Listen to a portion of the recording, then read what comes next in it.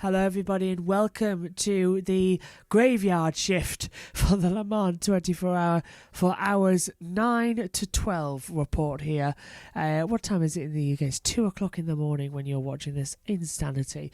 Only got a couple more shows left here on YouTube today, but a load more hours. It's only half distance in the Le Mans race this year, and it's been absolutely fantastic. Sticker tapes on eyes like the GIF of Tom and Jerry. It's getting to that point, but loads of drink on hand of cans, and we've energy drinks, we've got teas, we've got coffees, we've got sweets as well, sugar rushes, everything we need to get us through the next 12 hours, and I hope you're enjoying it too. Without further ado, let's get into it. So nothing major happening then in the 9th hour of the Le Mans 24-hour race. Nothing happened on track for about 40 minutes. Everyone was being very well polite again. But a few battles in the GTE Pro category. Aston Martin 97 and the Ferrari 71 having battles throughout the race as well. Taking the lead as well. Every 90 seconds it kept changing around. It's quite dramatic as well going forward. The 63 Ferrari WeatherTech Racing goes into the garage for the 7th in class as well.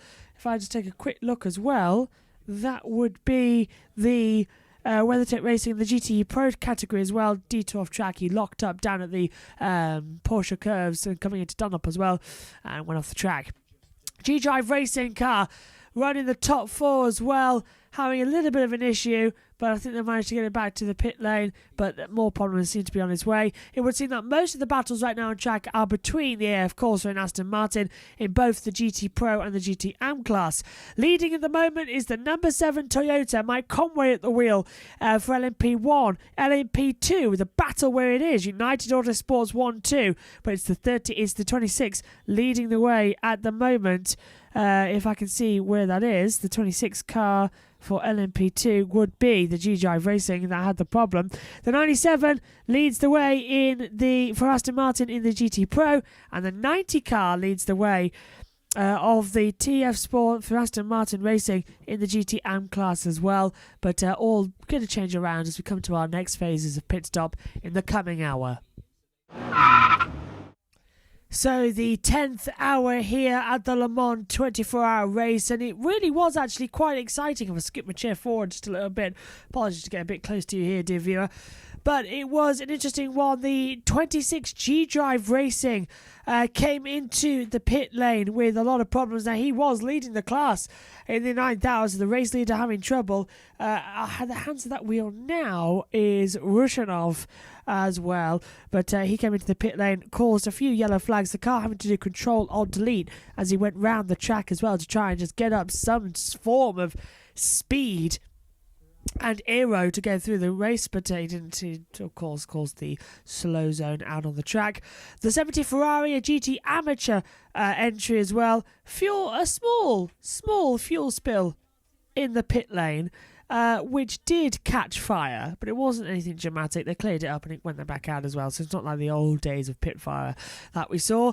Finally in the garage, the G-Drive seems that may have attempted a power cycle, did not solve the car. It returned to the track though a couple of minutes later. 32 and 22 United Autosports, comfortable lead in LMP2, around about 23 seconds to the nearest car, the Jolter, but they are clearly ahead, quite good as well at the moment. The 97 Aston Martin, 15 seconds ahead of the 51 Ferrari AF Corsa in the GTE Pro battle.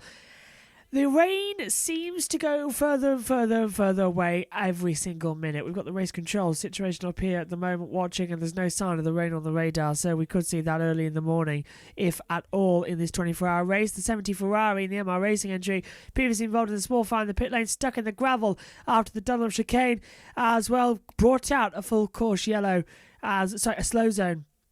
To recover it as well. That nearly turned into a full course yellow is what I meant to say, but we are going green now. However, the yellow flag has just come back out on the track, and it's at yellow at MP20, but nothing bad at the moment. Right, that's it for the 10th hour. Your leaders, the number 7 Toyota Gazoo Racing, that's followed by the 32 in LMP2, the 97 Aston and the 98 Aston as well, leading the way in LMGTE Pro and Am. Well, this certainly has been a very dramatic 11th hour for the Le Mans 24 hour. The rain starting to build up again if we predict it during the night. But what's more interesting is the fact that we've had our very first black flag this year. The number 37 of the LMP2 class, the Jackie Chan DC Racing, with Ho Ping Tang, Gabriel Aubry and Will Stevens at the wheel, have been black flagged from this race. And I'm getting the official reason up for you because I don't want to have anything but the truth for you. So right now we'll just talk about who's top at the moment in the leaderboards. It is still car 7 of Kamui Kobayashi at the top of the timesheets. In LMP2 we have got the 32 car, the United Autosports car, in the top spot. In GTE Pro, the 51 car, the AF Corsa Ferrari leading the way. And the number 98 Aston Martin Racing leading the way in the GTE AM category at the moment. But here is the official reason, a decision, number 88 of this Le Mans race for car 37. Are you ready for it? Jackie Chan DC Racing, the competitor is disqualified, and here's why. Stay with me here. The car stopped on the track. The driver exited the car and phone called his team, which is allowed. What isn't allowed is this. A member of the team met the driver and supplied a component which the driver fitted to the car. The car was able to continue. During the hearing, the team representative admitted to these facts. He also stated that the car would not have been able to continue if without this fix. This is a breach of Article 12.3.9 of the Le Mans 24-hour supplementary regulations, and the penalty in the regulations is disqualification. So, black flag. And that is our 6th retirement in this race because we've lost the number 11 Euro International car from LMP2, the 16 G-Drive Racing by Algarve, the 30 Dunkirk Engineering and 30, and now we've got black flag for 37 of the Jackie Chan DC Racing, and over as well in GTE AM. We've lost the 52 AF Corsa Ferrari and the 55 Ferrari of the Spirit of Racing as well. All out of the race. It's been very dramatic going forward. But yeah, that's the only thing that happened really. Black flag going through into that hour of racing. A few little problems as well. Little spin. We had a few slow zones between the Mulsanne corners for a stopped 89 Team Project 1 car.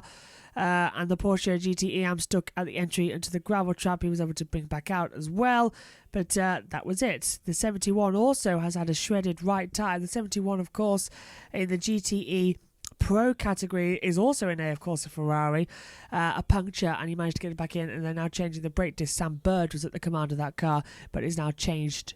He's changed, got out of the car, and they're going to change drivers in. That was literally just as the hour was ticking over. The 11th hour is over. The witching hour begins with the 12th hour here. 12 hours gone, 12 hours remain. It's half distance in the 2020 Le Mans 24-hour race.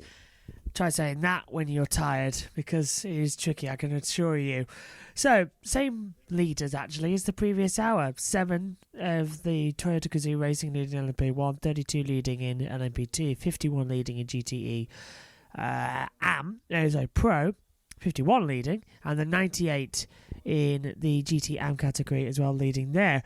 Only bit of drama in that last hour was the 75 was off at the Porsche curves. It did cause a slow zone. Everyone being very well behaved as everyone goes through their night shift getting ready for the morning. We're 5 hours away from sunrise here in France, and everyone starting to relax a little, taking some fuel on, going for the long runs and completing those 5 minimal laps you need in the night shift as well.